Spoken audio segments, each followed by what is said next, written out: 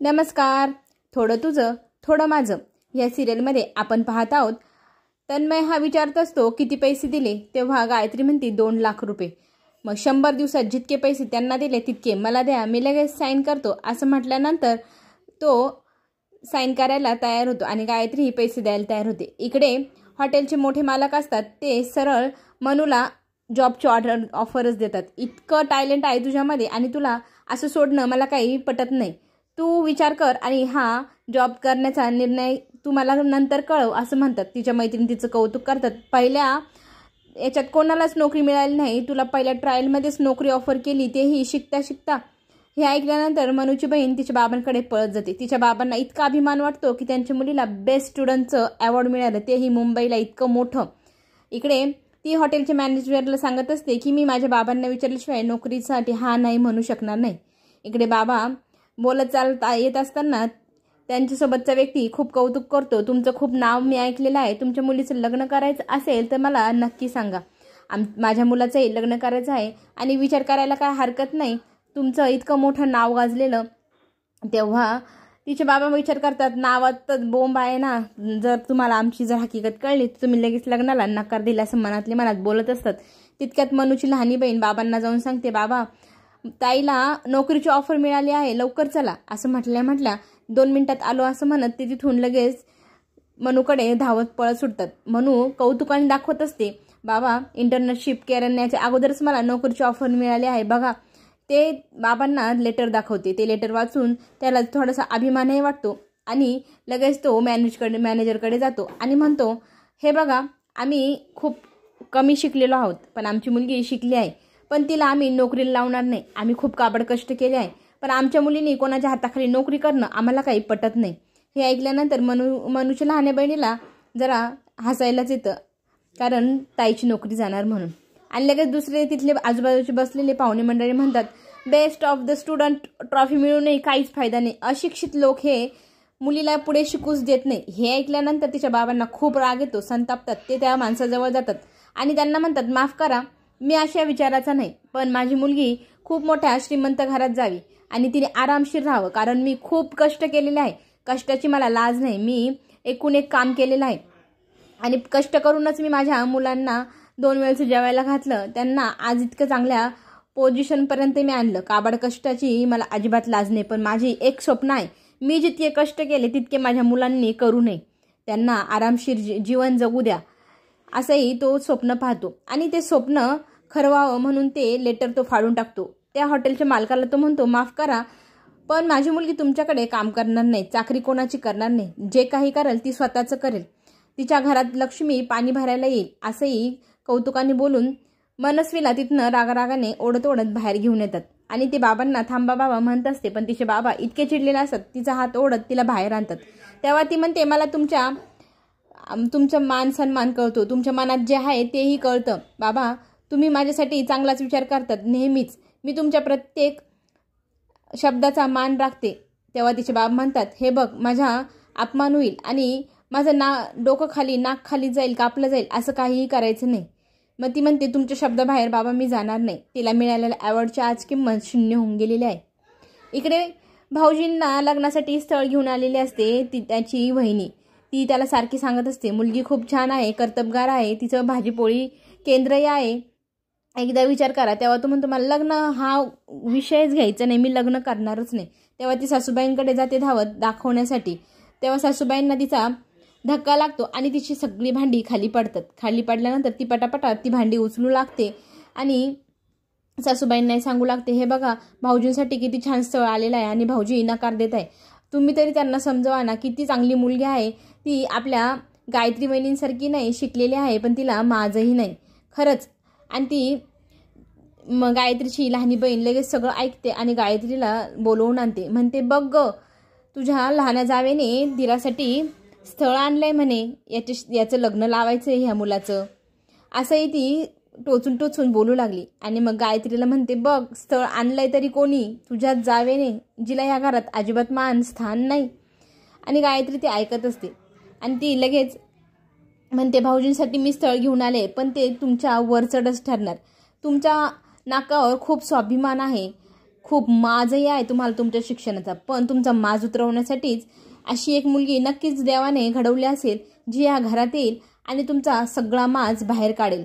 मला तर तुम्ही ह्या घराबाहेर काढलंच आहे, पण मी स्वाभिमानी आहे, तुमच्या दबावाखाली राहणारी नाही.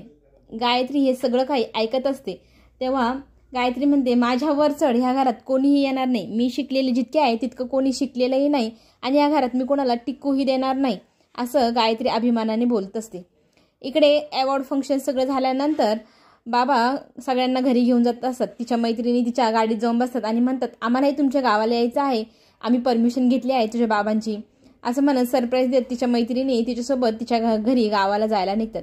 तिचे बाबाही म्हणतात, हो हो नक्कीच, तुम्ही आमच्या गावाला कधीही येऊ शकतात, चला बसा गाडीत म्हणत तो सगळ्यांना गाडीत बसवतो. आणि तिच्या मैत्रिणी हळूहळू कुजबजत असतात, पुढे इतकी शिकली आणि इंटर्नशिप जर तू केली नाही तर तुझ्या शिक्षणाचा काहीच फायदा होणार नाही. आम्ही प्रयत्न करू तुझे हे शिक्षण पूर्ण होण्यासाठी, त्याच्यासाठीच आम्ही तुझ्या गावाला येत आहे. तिचे बाबा गाडीत बसतात आणि मुलींना विचारू लागतात, अगं काय विषय चाललाय ग तुमचा? त्या एकमेकींना खानाखुणा करतात, कुणाला आपला प्लॅन कळायला नको असं म्हणत एकमेकींशी बोलत असतात हळूहळू आवाजामध्ये. आणि मग गाडी निघते ती थेट गावाकडे आल्यानंतर वेशीवरतीच एक काकू त्यांना थांबवतात. अहो काय झालं मग? तुमच्या मुलीला अवॉर्ड मिळाला म्हणे, खूप अभिमानाची गोष्ट आहे, आपल्या गावात इतका मोठा सन्मान मिळत आहे. आणि हे ऐकल्यानंतर बाबा गाडी थांबवतात, त्या सर्टिफिकेट काढून ते दाखवू लागतात, हे बघा माझ्या मुलीला मुंबईला इतका मोठा मान मिळाला, इतका सन्मान झाला तिचा गावामध्ये, सगळ्यांना सांगा की माझी मुलगी इतकी मोठी ट्रॉफी घेऊन आली आहे, पेढेही वाटा, असं म्हणत पैशांची गड्डी त्या माणसाच्या हातावर ठेवतो आणि गावभर माझ्या मुलीच्या नावाने पेढे वाटा सांगतो. गावात सगळ्यांना अभिमान वाटतो की इतकं छान आपल्या गावातल्या मुलींनी कर्तबगारी मुंबईला जाऊन केली. मग मनू म्हणते, आम्हाला मंदिरात जायचं बाबा, तुम्ही जा पुढे, आम्ही येतो नंतर. मग त्या चौघीजणी खाली उतरतात गाडीतनं. तिची बहीणही लगेच म्हणते, मलाही यायचं. मग सगळेजण मैत्रिणी गाभाऱ्यात जाण्याची इच्छा व्यक्त करतात, पण गुरुजी म्हणतात गाभाऱ्यात कुणालाही प्रवेश नाही, सगळ्यांनी बाहेरूनच दर्शन घ्यायचं असतं. मग तिच्या मैत्रिणी आणि ती दर्शन घेते आणि देवाला साकडे घालते, नारळ देते. तिथे लगेच एक नवीन जोडपंही त्यांच्या बाजूला येऊन उभं राहतं. तेही देवाचं दर्शन घेतात आणि देवाचं ताटही गुरुजींकडे देतात. गुरुजी त्यांना सांगतात की तुमचं नारळ खराब निघालं. मग त्या नवीन जोडप्याला वाईट वाटतं की आपण नवीनच लग्न केलंय आणि हे नारळ खराब निघालं. तितक्यात लगेच मनस्वी म्हणते, नाही हे ताट माझं आहे आणि ते त्यांचं आहे, ते खराब निघालं नारळ माझं आहे. मग त्या नवीन जोडप्याला बरं वाटतं की आपलं नारळ खराब निघालं नाही. गुरुजींना मग ती सगळं तिची गोष्ट कळते. गुरुजी म्हणतात, खरंच तू किती हुशारीने ते सगळं तुझ्याकडे वळवून घेतलं. मग मनस्वी म्हणते, कुणाचं मन नको मोडायला, त्यांच्या मनात ना नवीनच लग्न झालं आहे, कुठले असे विचार नको यायला की आपल्या बाबतीत अपशकुन घडला. आणि मग लगेच तिची पाठ थोपटत गुरुजी म्हणतात, तुमच्यासारखे लोक ह्या गावात आहे म्हणून आपल्या गावाचं नाव इतकं मोठं झालं आहे, शाब्बास मुली, म्हणत तिच्या पाठीवर थोपतो तो. इकडे तिची मैत्रीण देवाला दिवा लावत असते, पण तो दिवा जळतच नसतो. मग मनस्वी येते आणि तो दिवा तिच्या हाताने लावते. तो दिवा पेटल्यानंतर ती दुसरी मनस्वी म्हणते, तू नेहमीच माझ्या चांगल्या कामात हात घालत असते, तू कायमच माझ्याशी वरचढ राहण्याचा प्रयत्न करत असते, तुझी सगळी चाले मला माहिती आहे, तू खूप वाईट आहे, असंही ती बोलू लागते. तिच्या मैत्रिणी म्हणतात, ही कोण मुलगी आहे आपल्या मनूला इतकं फाडफाड बोलत आहे. तेव्हा तिची बहीण सांगते, ही तिच्या वर्गातली मुलगी, पण कायमच ती 2 नंबर यायची आणि माझी दिदी 1 नंबर यायची. तर काय व्हायचं, अवॉर्डच्या वेळेला कोणी म्हटलं की 1 नंबर आला आहे आणि मनू असं नाव घेतलं की ती हीच पुढे जायची, पण हिचं नाव मनस्वी, माझ्या बहिणीचं नाव मनू. मानसी आणि मनस्वीमध्ये कायमच गोंधळ व्हायचा आणि तिचं चेहराच उतरून जायचा, खूप जळायची ती मनूवरती. मनू लगेच तिथे येते आणि असं काही बोलू नका, ती माझी खरंच चांगली मैत्रीण आहे असंही बोलू लागते. मनस्वी रागाने आतमध्ये जाते. तेव्हा मनूची बहीण म्हणते, तुझं नाव बदल ग. तेव्हा ती म्हणते, सांगतंय कोण बघा. मग त्या दोघींची भांडणं मनू मिटवते की असं भांडू नका, गप्प बसा, तिचा हात दाबते आणि चला बरं आपण घरी जाऊया, खरंच त्यांचे आपल्यावर खूप उपकार आहे, त्यांच्याविषयी आपण असं बोलायला नको, असंही मनू तिच्या बहिणीला सांगत असते. घरी आल्यानंतर तिचा आई छान स्वागत करते, औक्षण करते, मुलीला छान भेटते. इकडे मामा मामीही गावाकडे आलेले असतात. गावाकडे आल्या लगेच म्हणते, आपली होणारी सून, तिला आपल्याला भेटायलाच हवं ना, तिने खूप छान कामगिरी केली आहे आणि तिचं कौतुकही व्हायला हवं. मामीला म्हणत असतो, असं काही माझ्या दाजींसमोर विषय घेऊ नको, ते खूप चिडतील, पण मामी काही ऐकायला तयार नसते. मनस्वी सगळ्यांना पाणी देत असते, घरामध्ये सगळं काम पाहत असते. तितक्यात मामी आल्यानंतर त्यांचा आशीर्वादही घेते आणि मामा मनापासून तिला आशीर्वादही देतात. खूप छान कर्तबगार केली आहे तू असंही बोलू लागतात. मग मामी तिच्या पर्समधनं पेढे काढते आणि कौतुक करते की इतकी हुशार मुलगी आणि तिचं कौतुक तर व्हायलाच हवं ना. हे बघ मी तुझ्यासाठी पेढे आणले. पेढ्याचा बॉक्स इतकं पाहून सगळेजण तिच्याकडे पाहत असतात. मग म्हणते छोटासा आहे पण तुझ्यासाठी आणला आहे, सगळ्यांना वाटून दे बरं असं म्हणत तिच्या हातात पेढ्याचं बॉक्स ठेवते. मामी थोडीशी लालची आहे, हे आईला आवडत नसतं. मग आई तिला म्हणते तू आतमध्ये जा, आम्ही बाहेर बोलतोय. मग मनस्वीला आतमध्ये ती काढून देते. मग मामी बाहेर बसते हॉलमध्ये आणि तिच्या मैत्रिणी आणि मनू आतमध्ये किचनमध्ये येते. काय करतेस ग तू विचारू लागते. तेव्हा ती म्हणते मामी आले, मग आता स्वयंपाक करायला हवा ना, आईने सांगितलं. तर तिच्या मैत्रिणी म्हणतात तुझ्या आईने तर सांगितलंच नाही. तेव्हा ती म्हणते तिने डोळ्याने खुणवलं. तिच्या मैत्रिणी म्हणतात किती लकी आहेस, तुझ्या आईचं तुझं किती छान ट्युनिंग आहे असंही बोलू लागतात. इकडे मामी खूप बडबड करत असते. मुंबईतल्या सगळ्या गोष्टी सांगू लागते. तिथे किती छान वातावरण आहे, सगळं काही आलबेल आहे, आम्ही किती श्रीमंत आहोत, आम्ही किती आरामशीर जगतो, अशा तिच्या भाडायक्या सुरू होतात. मामा लगेच तिला थांबवण्याचा प्रयत्न करतात की असलं काही बोलू नको दाजींसमोर, पण ती ऐकतच नसते. मग दाजी विचारतात सगळं काही ठीक आहे ना मुंबईला, तुमच्या मुलाचं काय चाललं आहे. तेव्हा मामा म्हणतात की तुमच्या दिलेल्या पैशातनं गाडी घेतली आहे, आता गाडी चांगली व्यवस्थित चालू आहे, रुळावर आहे. तेव्हा मामी डायरेक्टच विषय काढू लागते. हे बघा तुमची मुलगी शिकलेली आहे आणि माझाही मुलगा कर्तबगार आहे, आता ह्या दोघांची आपण जोडी जमवायला हवी असं म्हटल्यानंतर तिची आई लगेच डोळे खाली करते. तिचे वडील विषय टाळण्याचा प्रयत्न करत असतात की आपण दुसऱ्या विषयावरती बोलूया, पण मामी काही ऐकायला तयार नसते. ती थेटच बोलते माझी इच्छा आहे की मनूचं आणि माझ्या मुलाचं लग्न व्हावं, तुम्हाला काय वाटतं. असं बोलता क्षणी मनूचे वडील इतके संतापतात आणि तिच्यावरती जोरात खवळतात. बस झालं, तुम्हाला विषय टाळतोय समजत नाही का.